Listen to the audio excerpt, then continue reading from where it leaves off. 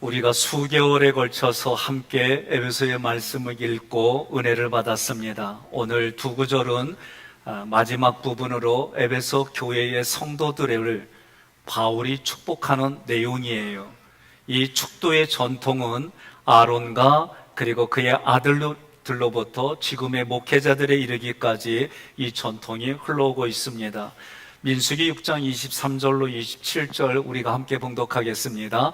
아론과 그의 아들들에게 말하여 이르기를 너희는 이스라엘 자손을 위하여 이렇게 축복하여 이르되 여호와는 내게 복을 주시고 너를 지키시기를 원하며 여호와는 그의 얼굴을 내게 비추사 은혜 베푸시기를 원하며 여호와는 그 얼굴을 내게로 향하여 드사 평강 주시기를 원하노라 할지니라 하라.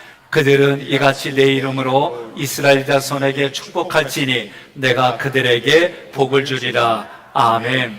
하나님께서 복을 주시는데 그 복을 주실 때에 어떻게 하느냐? 구약부터 신약에 이르기까지 주의 종을 통해 선포되어지는 대로 하나님이 그렇게 해주신다는 거예요. 우리들도 왕같은 제사장입니다. 민수기의 말씀을 보니까 뭐라고 그래요? 내가 말한 대로 하나님이 들으시고 행하신다는 거예요. 그러니 옆 사람과 어떤 말을 써야 돼요? 살리는 말. 여러분, 살리는 말, 소망을 주는 말, 희망을 주는 말, 발 없는 말이 천리를 간대. 좀 이해 좀 해줘요. 나도 실수할 때 있어. 그리고 한마디에 몇 양을 갚아요? 1000양을 갚는데 한 양이요 어마어마한 돈이더라고. 이게 한 양이 오늘 우리로 말하면 몇만 원의 가치더라고. 그러니 옆 사람한테 그럽시다. 말로 살립시다. 제가 이 말하면 생각나는 게 뭐냐면 나 힘들게 하는 시어머니보다도 말로 말리는 누가 미워? 왜 그래요? 그 말이 진심이 아니기 때문에 그리야. 그러니까 사람은 누구나 그걸 다 알아요. 제사장들은 하나님께서 명하신 대로 축복하는 거예요. 제가 이 축도에 대한 고민을 하면서 먼저 용서가 되지 않으면 축도하기가 어려워요. 이거 아셔야 돼요. 저는 목회자로 이 축도를 하는데 기계적으로 할 수도 있어요. 그런데 내가 삶으로 살아가고 그 삶으로 부대끼는 일들을 하나님의 은혜로 덮어주지 않으면 이거 정말 어려운 일들이에요. 그래서 이 축도는 가장 먼저 용서받은 자가 용서해야 되는 일들이 이게 전제가 된 거예요. 그리하면 하나님은 축복한 대로, 제사장이 축복한 대로 이스라엘 백성에게 복을 주셨습니다. 그렇다면 복의 내용이 뭘까? 복의 내용이 뭘까? 저는 이 얘기할 때마다 농담 삼아 이렇게 해요. 저에게 복 중에 복은 애복이요. 제가 이 얘기했더니 다들 그냥 가만히 있길래 애복이는 내 부인이요 그랬더니 그때서 웃더라고. 그러면서 저를 아는 분들이 다들 하는 얘기가 장가 잘 갔다는 얘기는 거의 없고 시집 왔다는 잘했다는 얘기는 더 없어. 알아들으셔야 돼요. 다들 얘기가 목사님 장가 참 잘 갔다고.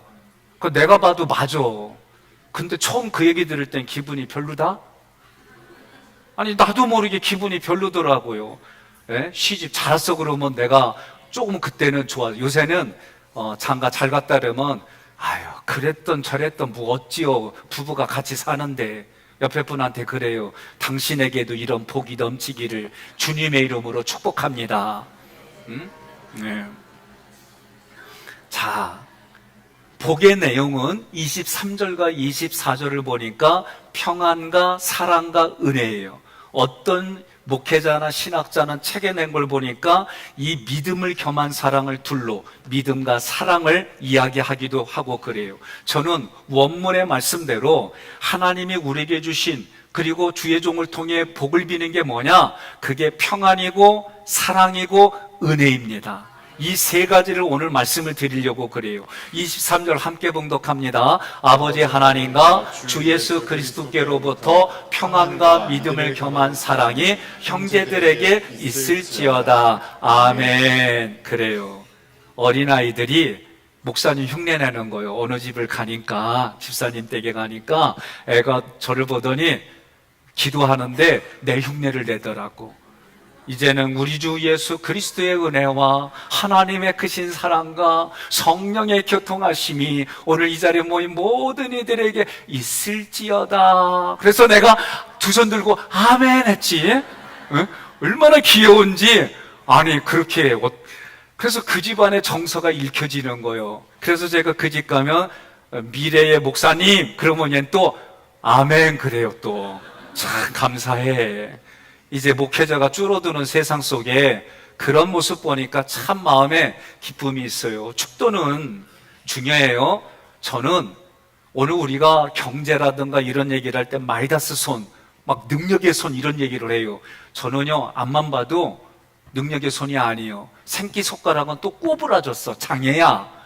그런데 내 손을 봐도 이 손에서 뭐 나올 게 하나도 없어요. 예? 안수할 때에 저는 능력이 있는 게 아니라 하나님이 내 손을 잠시 들어 사용하는 거예요. 저에게 믿음이 있는 게 저에게 믿음이 있지만 그래도 내 능력의 손이다 그렇게 생각 안 해요. 하나님이 그 순간 성경의 말씀에 쓰인 대로 믿음을 가지고 기대하고 사용할 때 하나님이 이 손을 사용하는 거예요. 옆 사람에게 인사합시다. 하나님이 당신을 쓰시기를 축복합니다. 그래서 성경은 뭐라고 되어 있느냐? 축도는 아버지 하나님과 주 예수 그리스도께로부터 오는 거예요. 주 예수 그리스도 임하여 주의 종의 입술과 안수를 통해 축도가 하나님의 능력으로 흘러가는 거예요. 그래서 축도의 내용을 보니까 평안과 믿음을 겸한 사랑과 은혜라고 그랬어요. 첫째, 평안입니다. 구약에서는 샬롬이라고 그래요. 샬롬 이렇게들 인사해요. 그런데 이 평안 샬롬은 어떤 뜻이냐면 하나님의 뜻이 여기에 충만합니다. 지금 여기에서부터 그 하나님의 뜻이 충만하여 나의 복지가 흘러가고 나의 건강이 흘러가고 나의 번영이 흘러가고 옆 사람한테 그래요. 아멘하는 것도 평안이다 그러세요. 예? 예. 여러분 아멘 하면은요 내가 평안에 이게 누려지는 거예요. 여러분 저하고 불편하면 내가 보니까 예배 때 아멘 절대 안 해. 근데 내가 보니까 그래 내가 보니까. 근데 다들 아멘 하잖아. 예? 그럼 뭐예요? 그 안에 서로 간의 긴장이 사라지는 거예요. 그러니 평안이란 뜻은 샬롬인데 지금 하나님의 뜻이 충만해서 이게 복지로 건강으로 행복으로 여러 가지 것으로 흘러가는 게 이게 샬롬이에요.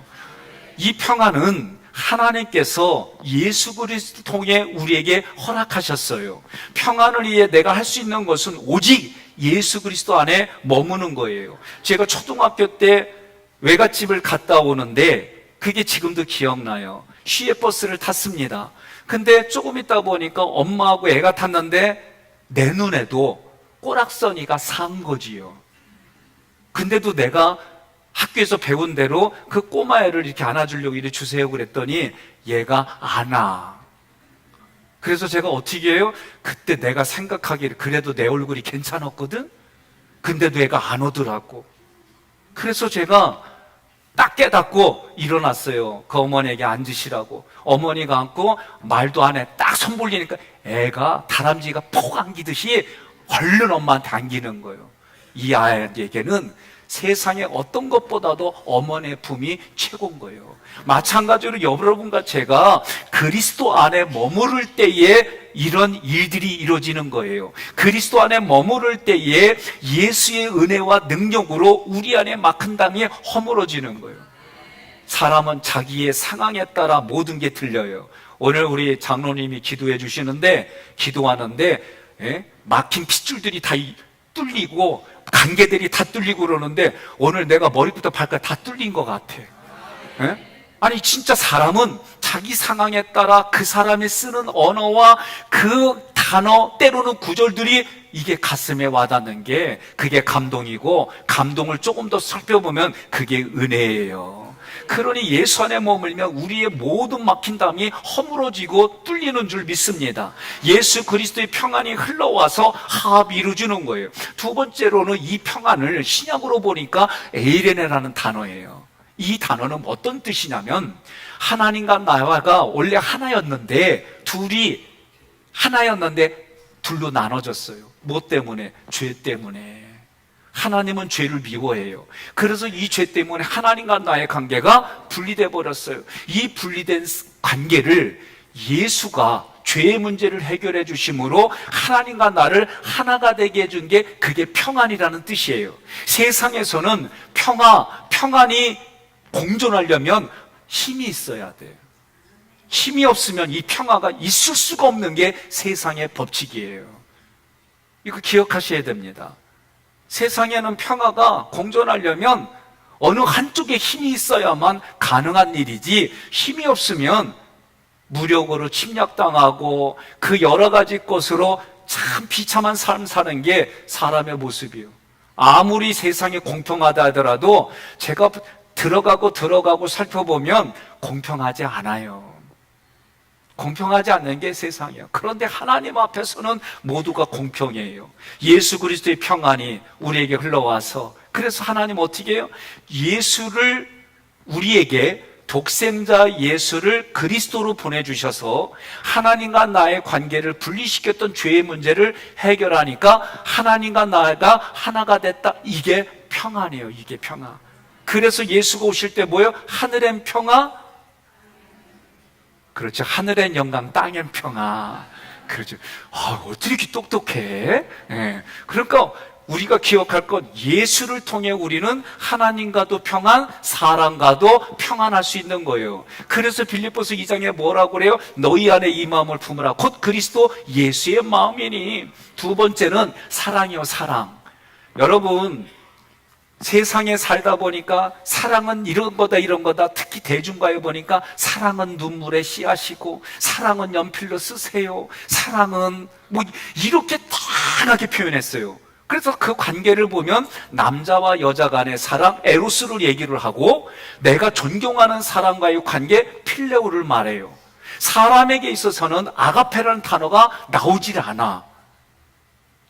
그리스 철라의 헬라 말이 에로스, 필레오 이거 이상 나오질 않아요. 그러면 하나님이 우리에게 주시는 모든 게 그게 사랑인데, 이 사랑을 성경은 아가파오 또는 아가페라고 말하는 거예요.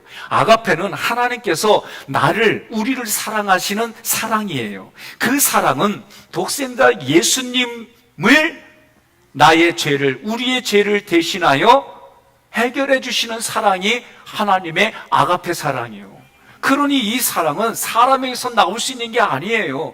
예수의 사랑이 내 안에 있을 때 그 사랑으로부터 내가 용서해주고 사랑해줄 수 있는 거지, 사람으로서는 안 나요. 내가 물어볼게요.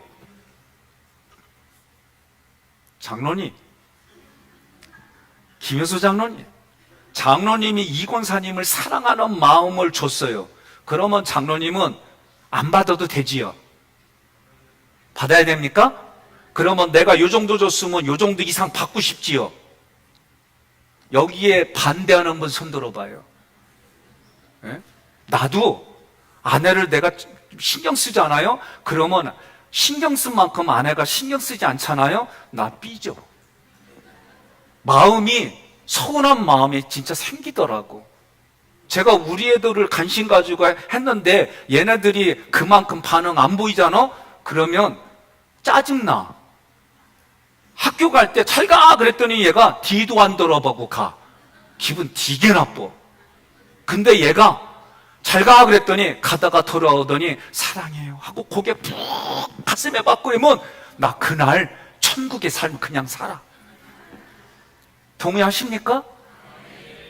사람은요, 누구나가 다 이렇게 돼 있어요. 동물들도 자기 사랑하는 걸 알아요. 밥 주는데 때리면은 밥 놓고 갈 때까지 안 먹어. 그런데 밥 주면서 쓰다듬고 사랑해주면은 그 주인 앞에서 배도 깔고 자기가 밥도 먹어. 동물이건 사람이건 다 똑같은 거예요. 기억하십시오. 하나님도 우리에게 애티튜드, 하나님의 이 사랑을, 반응을 우리에게 기대하는 거예요. 이걸 기억해야 돼요. 아가페는 하나님의 우리에게 주시는 그 사랑인데, 성경은 이걸 어떻게 표현했느냐? 요한일서 4장 8절로 10절 함께 봉독합니다. 사랑하지 아니하는 자는 하나님을 알지 못하나니 이는 하나님은 사랑이심이라. 하나님의 사랑이 우리에게 이렇게 나타난 바 되었으니 하나님이 자기의 독생자를 세상에 보내심은 그로 말미암아 우리를 살리려 하심이라. 사랑은 여기 있으니 우리가 하나님을 사랑한 것이 아니요 하나님이 우리를 사랑하사 우리 죄를 속하기 위하여 화목제물로 그 아들을 보내셨습니다. 아멘. 사랑은 뭐예요? 살리는 거예요. 사랑은 살리는 것이 사랑이에요. 여러분, 사랑합니다 하는 얘기는 당신을 살리겠습니다, 살려주겠습니다, 살아있습니다, 이렇게 말하는 거예요. 하나님의 사랑이 예수 그리스도를 통해 주었기 때문에 주님이 베드로에게 그 사랑을 요구하는 거예요. 내가 너를 사랑하니까 너도 이렇게 사랑하라. 내가 너를 사랑하니까 사랑합니다. 이게 얼마나 좋아요. 여러분, 그래서 하나님과 나의 관계는 이 사랑이 교통하고 교제가 돼야 돼. 짝사랑이 되면 안 돼요. 짝사랑은 어렸을 때 일방적으로, 아무것도 하지 못할 때 부모가 일방적으로 주는 것이 짝사랑이야. 그러나 우리가 성장하면 어떻게 돼요? 주거니 받거니 이래 되는 거예요. 제가 이 사랑에 대한 생각을 딱 유럽을 생각하면, 외국을 생각하면 딱 오는 게 로미오와 줄리엣이에요. 서로 원수지간에, 그런데도 둘이 서로 눈이 맞고 입이 맞고 사랑하는 그 모습이에요. 이루어지진 않았지만 그래도 늘 하면 생각하면 그거예요.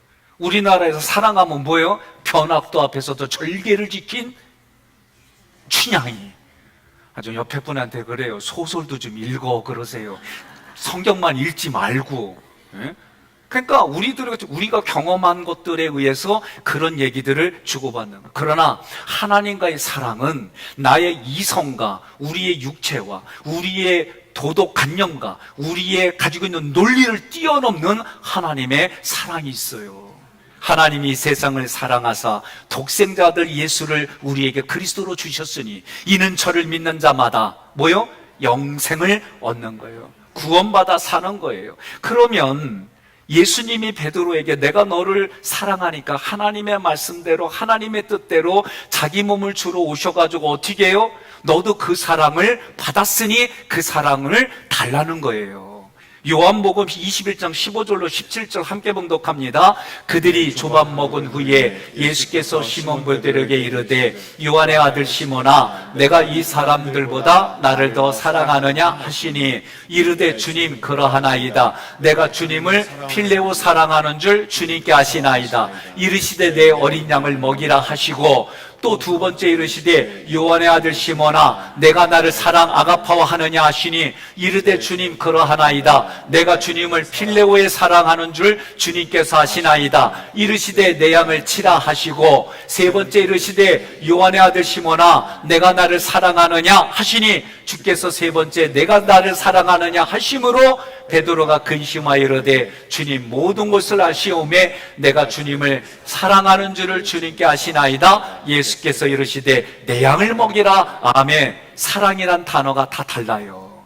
하나님은 베드로에게 예수님을 통해 아가파오 사랑을 주시는데 네가 이 아가파오 사랑을 할 수 있느냐? 그랬더니 자기가 할 수 있는 건 뭐예요? 필레오 사랑으로 하나님의 그 사랑이 아니라 내가 선생님으로 스승으로 존경하는 이 사랑이라는 거예요. 그러자 마지막에 하나님이 예수님을 통해 뭐라고 또 그래요? 하나님이신 예수님이 네가 필레오로 사랑하느냐? 그때 필레오로 사랑하냐? 그런 거예요. 오늘 우리는 이 사랑의 요구가 하나님의 아가페오가 아가페 사랑이 내 마음에 부어졌어요. 그러면 나는 이 수준으로 아가페오, 아가팔 사랑을 하는 거예요. 그게 믿음의 생활이에요. 여러분 믿습니까? 그러면 이 사랑을 얘기를 할 때 오늘 본문에서는 믿음을 겸한 사랑이라고 돼 있어요. 무슨 얘기냐?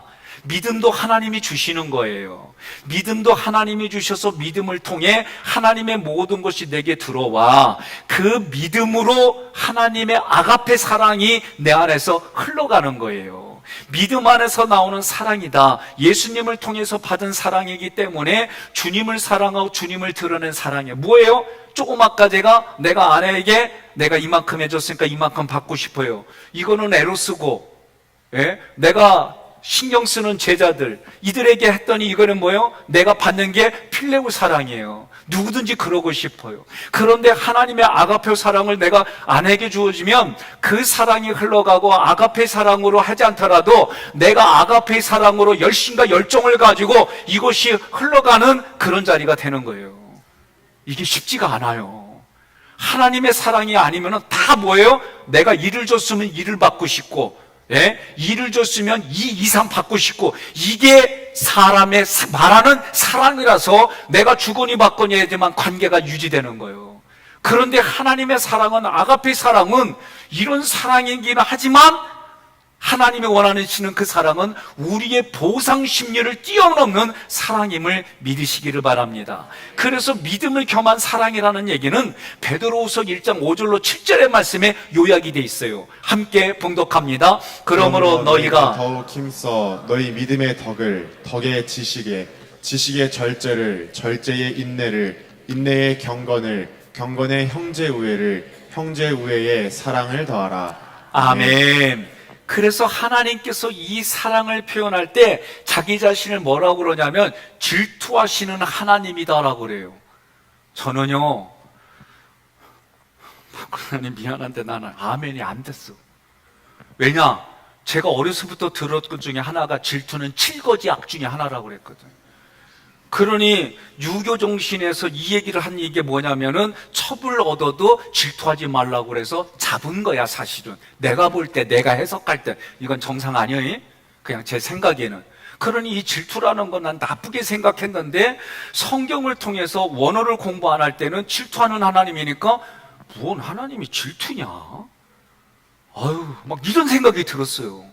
그런데 이 질투하는 하나님이 출애굽기 20장 5절에도 나 내 하나님이 여호와는 질투하는 하나님인즉, 출애굽기 34장 14절에도 여호와는 질투라 이름하는 질투의 하나님이라, 민수기 25장 11절 보니까 그 하나님의 질투로 남녀가 하나님 앞에 범죄하는 그 남녀를 창으로 깨뜨는데 하나님의 질투로 이 질투한 것을 하나님이 용서해 주시는 이해할 수 없는 일들이 나타나는 거예요. 그래서 이 질투가 뭘까? 히브리어 질투 킨아라고 하는 이 단어는 나의 온 마음을 사로잡아서 행동하게 만드는 동력이라는 거예요. 그래서 이거를 우리나라 말로 바꾸니까 열심, 열정이란 뜻이에요. 질투가. 그러니까 오늘 부부로 왔으면 내가 당신을 열정적으로 사랑합니다. 내가 당신을 열심으로 사랑합니다. 그렇게 안아주고, 배우자가 옆에 안 앉고 다른 이성이 앉아있거든. 그리스도 안에서 열정적으로 사랑하겠습니다. 악수하고, 동성간에는 그리스도 안에서 열정으로 사랑하겠습니다. 그렇게 앞뒤 좌우로 시작. 그리스도 안에서 열정적으로 사랑하겠습니다. 아니 왜 정건사님은 안 안아줘? 다 보여. 여러분, 이게요, 저는 이 단어를 찾아보고 나서는요, 질투하는 하나님이 이 얘기는 어떻게 저에게 해석이 되냐면, 내가 하나님 앞에 죄인이었을 때, 내가 하나님 앞에 나쁜 짓 할 때, 내가 하나님을 몰랐을 때, 그런데도 하나님은 나를 열정적으로 사랑해주고 열심으로 사랑해주는 하나님이라는 게 내게 와닿으니까, 우리 부모가 나에게 그렇게 열심과 열정으로 사랑해준다는 게 이게요, 그냥 가슴에서 그냥 뜨겁게 와닿는 거야. 나는요, 이게 그렇게 안 돼. 좀 아까도 얘기했지만, 제가 오늘 설교 마치고 딱 내려갔는데 아내가 여보 잘했어 이런 게 아니라 인상을 쓰고 설교를 왜 그렇게 했냐는 둥, 설교 가지고 얘기를 하면 나는 아내한테 열정과 열심이 식어. 미안해요. 나만 그렇구나. 나 설교하기 너무 힘들어. 여러분은 안 그러는구나. 그럼 그렇다고 얘기해줘야지. 김명철 장로님 그냥 가만히 있으니까 나는 그런 줄 알고. 이게 사람이 다 그래요. 사람이. 동물도 마찬가지고. 그런데 하나님은, 이 질투하는 하나님이라는 얘기는 이런 거에 상관없이 열정과 열심으로 변함없이 우리에게 하신다는 거예요. 이게 깨달아지니까 그 하나님이 참 감사하고 고맙고, 내가 어떤 상황이 돼도 나를 뒷바라진 부모님을 바라보며 그냥 마음에 감동이 오는 거예요. 여러분, 그러니 예수님이 뭐라고 말하느냐? 마태복음 22장 37절에 함께 봉독합니다. 예수께서 이르시되 내 마음을 다하고 목숨을 다하고 뜻을 다하여 주 너의 하나님을 사랑하라 하셨으니 아멘. 그러니 저는 이 모습이 뭐로 나오냐? 질투하는 하나님 앞에 나도 질투할겨 하는 거예요. 나도 하나님 앞에 열심과 열정으로 사랑하겠습니다. 그렇게 얘기하는 거예요. 그러니 어떻게 해요? 여기서 먼저 연습하고 가야지. 예? 연습하고 가는 거예요. 그게 예배예요. 그게 24절 함께 봉독합니다. 우리 주 예수 그리스도를 변함없이 사랑하는 모든 자에게 은혜가 있을지어다. 아멘. 자, 세 번째로 이 은혜라고 하는 것은 카리스, 하나님께서 주시는 선물이에요. 여러분, 난 가끔 과거에 얘기할 때 조금 마음에 부대껴요. 여러분 게임 해보셨어요? 나 이렇게 침묵할 때는 난 참 죄진 것 같아. 나는 게임 해봤어요. 특히 어떤 게임이 기억나냐면 갤러그. 그래서 갤러그 보면은 좌우로 움직이면서 위에 팔이라든가 어떤 비행기를 뿅뿅뿅뿅 쏘면서 다 없애는 거예요. 그래 뿅뿅뿅뿅 하나씩 날아가 가지고 어느 정도 점수가 올라가잖아요. 그러면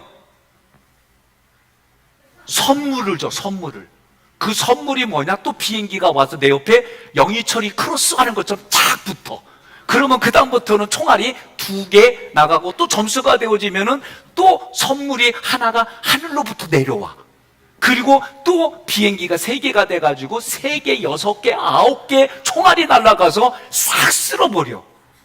여러분, 선물이라는 게 이런 거예요. 성령이 우리에게 선물을 주는 게 성령의 세례고 성령 충만이에요. 그러니 오늘 예수님이 24절에 바울을 통해 주시는 말씀은 뭐냐면 예수 그리스도를 어떻게 변함없이 사랑하는 모든 자에게 은혜가 있을지. 은혜라는 게 뭐예요? 다른 말로 말하면 하나님이 나에게 주시는 선물이에요.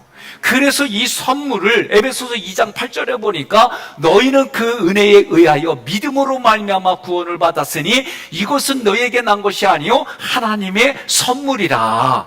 그러니 하나님의 선물로 믿음도 받았고 믿음을 통해 내가 구원받았다는 것도 알고 이 구원도 하나님이 나에게 주신 은혜라는 거예요. 그런데 이 은혜를 받을 대상이 누구냐라고 할 때에 24절에 주 예수 그리스도를 변함없이 사랑하는 모든 자.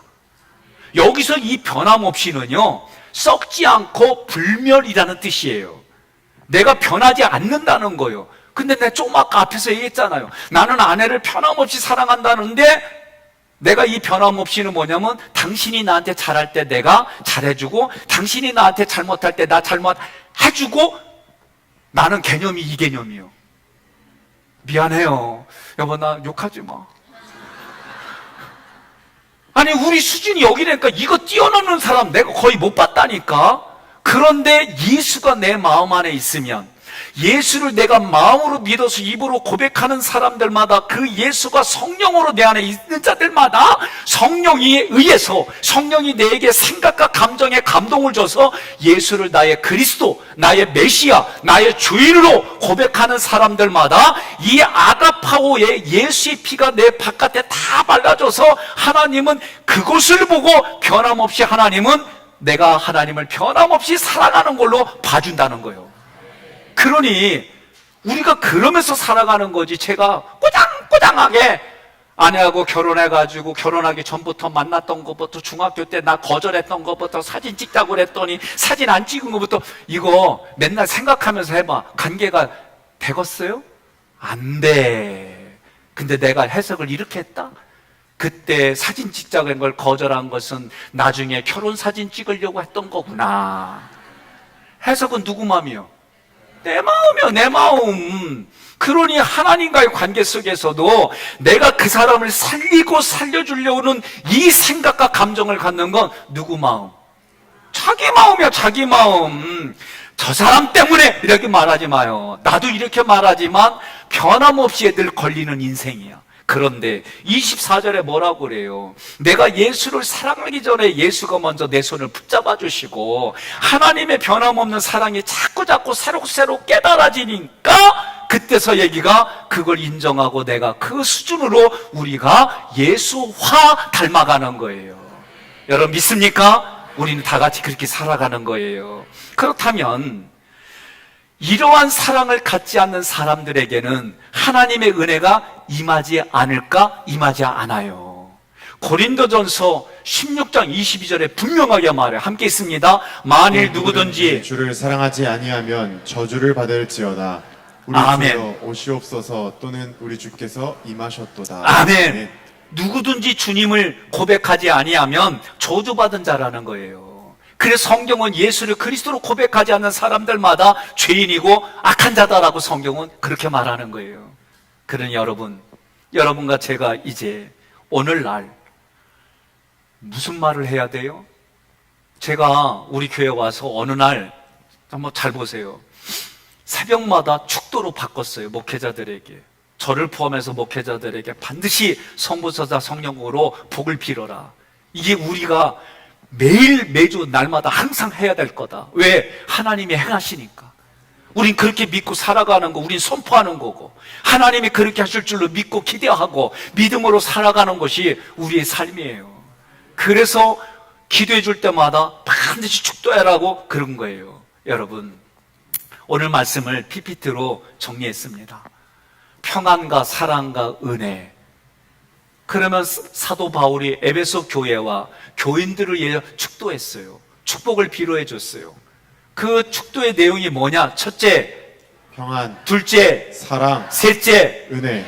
우리는 이런 말을 자꾸 쓰는 거예요. 저도 이 말을 쓰려고 애를 쓰지만 어떤 땐 화가 나면 이 말이 안 나와.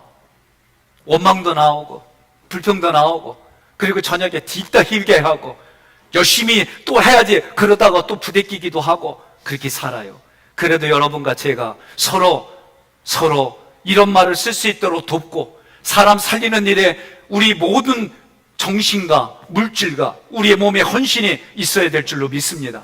그러면 축도의 내용이 세 가지인데 첫 번째 평안이 뭐냐? 읽습니다. 첫째 평안, 예수 그리스도 안에 머무는 것. 둘째 사랑, 믿음과 함께하는 사랑. 셋째 은혜. 하나님께서 주시는 선물. 아멘. 우리가 이런 거를 말하고 듣고 내면에 채웠어요. 그러면 어떻게 해야 돼요? 내면에 채운 사람들마다 그 삶을 실제로 살아가는데 여러분 애써야 되는 거예요. 이런 거 전혀 안 하지 않냐고 하나님께 그게 종교 생활이에요. 내가 이 말씀을 갖고 부딪혔어요. 그러면 회개할 거 회개하고 하나님의 앞에 회개했더니 하나님이 나에게 은혜를 주시고 하나님 나에게 평안을 주시고 하나님의 사랑을 주신 것 가지고 용기를 내서 그게 담대함이에요. 믿음의 담대함으로 우리가 선언하고 선포하고 나아가는 줄 믿습니다. 그래서 오늘의 결론, 우리 삶의 적용은 어떻게 해요? 함께 있습니다. 교회와 가정과 사회에 평안과 사랑과 은혜를 흘려보내라. 흘려보내시는 여러분과 제가 되기를 주님의 이름으로 건면하며 축복합니다.